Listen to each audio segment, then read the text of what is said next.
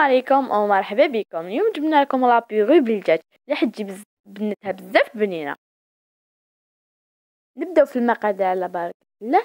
عندي كميه من السكالوب، شرائح كما راكم تشوفوا، وعندي فلفل كحل، وعندي عكري وقزبر وشويه ثوم وخردل موتزاريلا. جيب الطبسي،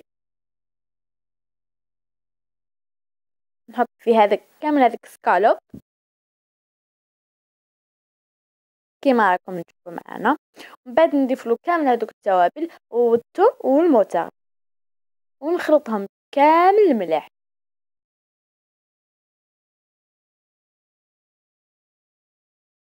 بعد ما نكون خلطتهم مليح نزيد غير شويه تاع الثوم.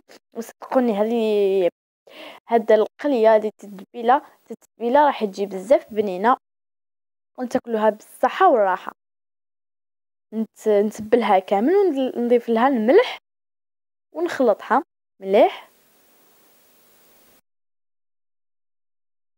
بعد ما كنت خلطتها كيما راكم تشوفوا نغطيها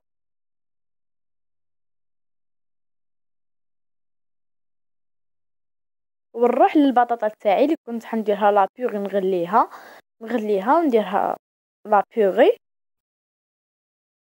بعد ما خليته يريح هذا الدجاج تغذى مليح، نجي نقليه. والمقله درت كميه من الزيت وخليتها سخنت، من بعد قليتها. وهذه لابيغي كيما نقول لكم بزاف بنينه. نقلي هذاك الدجاج